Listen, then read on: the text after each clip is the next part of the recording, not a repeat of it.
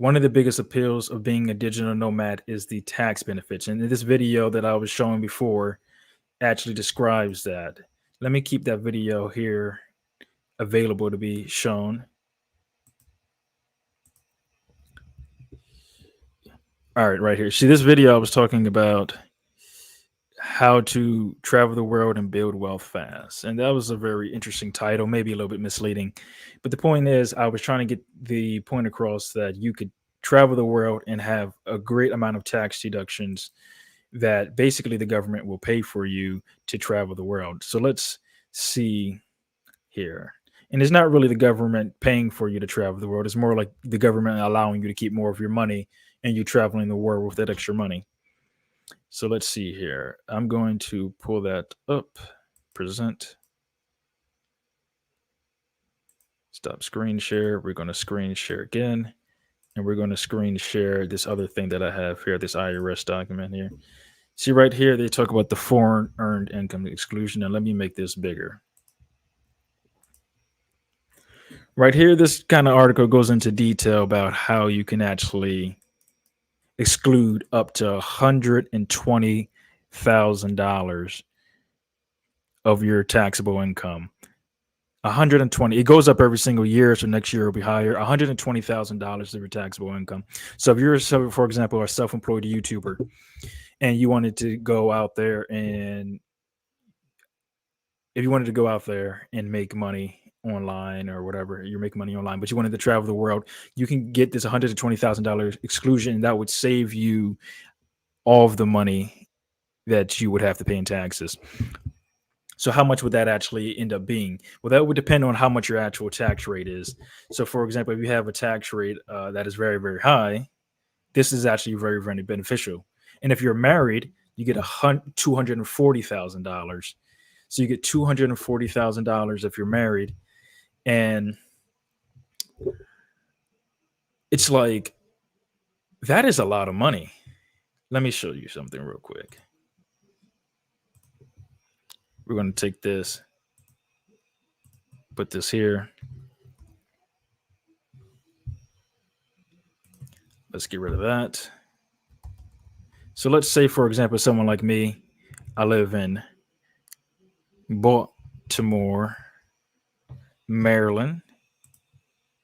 And let's say, for example, just to be conservative, you're doing pretty well with your YouTube channel, but you're not striking it real big. Or it doesn't matter for a YouTube channel, or it could be any digital source of income, and you're making $50,000 a year. Right off the bat, you can save if you are under that 120. You're obviously under the $120,000 limit of the IRS that gives you that you can write off for exclusion if you're outside the country for a given amount of time. Let's just say for the entire year. You're bouncing around from country to country. You go to another country every month. So you stay in one country for a month, you go stay in another country for a month. So you're not really obligated to pay taxes to these other countries, but you're also not going to be obligated to pay taxes to the U.S. because you get 120,000 exclusion. And like we said in this example that I'm giving, you only have to pay. You're only earning $50,000 a year. Right off the bat, you can see right here, federal taxes, that would save you $4,241. And with state taxes, at least if you live in a state like Maryland, which you have to pay high taxes in Maryland, that taxes would save you an extra roughly $3,500. In total, it would be about $8,000 worth of savings. You could take the $8,000 worth of savings that you would not have to pay to the government, and then you could take that and basically use that money that you would have spent on taxes on going to country. And given the fact that you go to countries that are actually cheaper in cost, you might actually be able to save money on things like rent, food, what else? Rent, food. Yeah, I mean, those are the big expenses that a lot of people have: rent, food. And if you go out to bars and clubs and things like that, you might even be able to save money on that. And then a lot of people go around the world because they're trying to look for a wife or a girlfriend or something like that. That's another option. I guess women could do the same thing. They could be looking for a husband or something like that, but I don't think that's as common in our current society. But I could be wrong about that.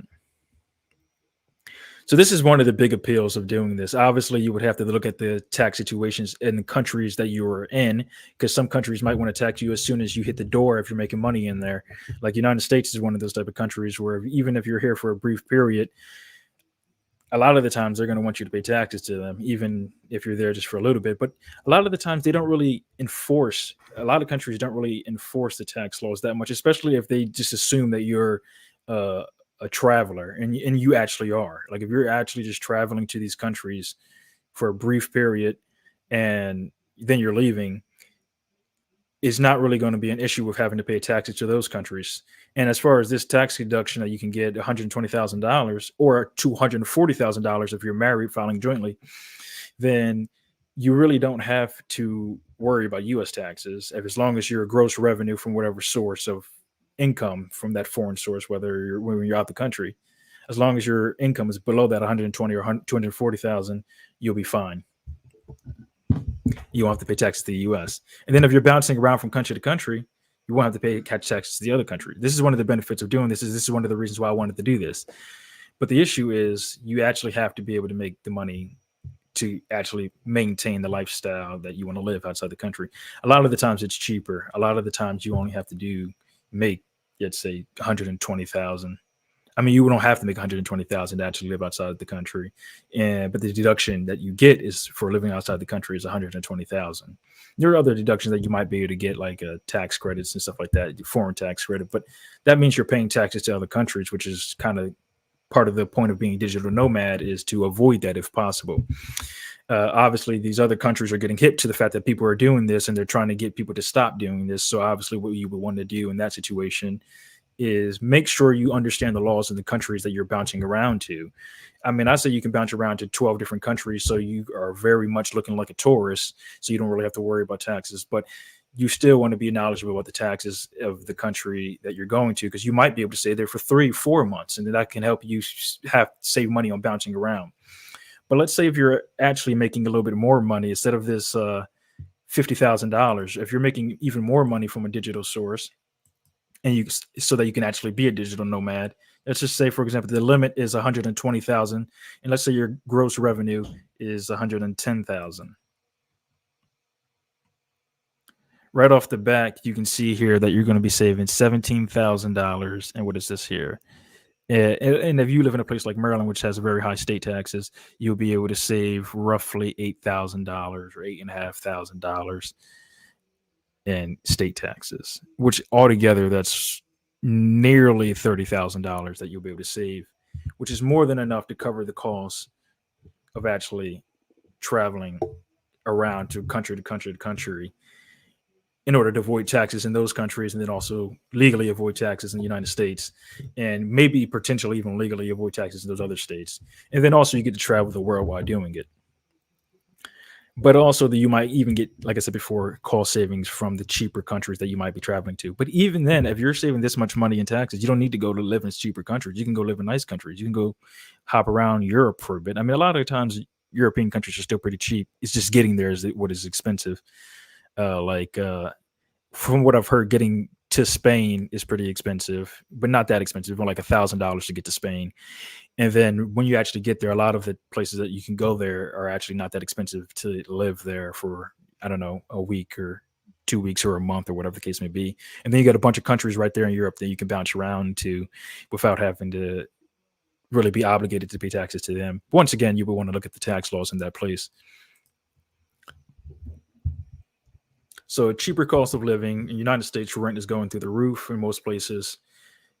Food probably oftentimes cheaper in a lot of these places, healthier food probably even. And then on top of that, you can get a major tax deduction if you're living outside the country for a very long period of time. That is a lot of benefits, and this is one of a lot of the benefits that I was talking about in this video that I had that I was showing on the screen before. To me, I think that I would like to get back into a situation where I could do that. But what I found is that even though I can't really do that right now, I could do something very similar in the United States, in the sense that I could go live, since I, for the most part, actually pretty much entirely work from home. I pretty much work for half the year from home, and then the other half of the year I pretty much can do whatever I want as long as I have enough money to do whatever the thing that I want to do. So essentially what I could do is take the money that I make from home, since I don't have to really worry about where I live. I can go live in a very low cost place in the United States. and then take the extra money that I save from living in a low cost place in the United States, and then move around, or travel a lot more than if I want to do that, go to different countries and stuff like that. I won't get the tax deduction that I am talking about, but I will get the benefits of a low cost, somewhat like digital nomad, but within the United States digital nomad type of lifestyle. That is something that a lot of people don't consider about digital nomad. Is kind of being a digital nomad within your own state, or I mean within your own country. A lot of times people think about digital nomad as something you only can do outside of your country, but you could do it in pretty much any country that you go to. Within any country that you go to is what I mean. Once again, the tax benefits are not as good. But interestingly enough,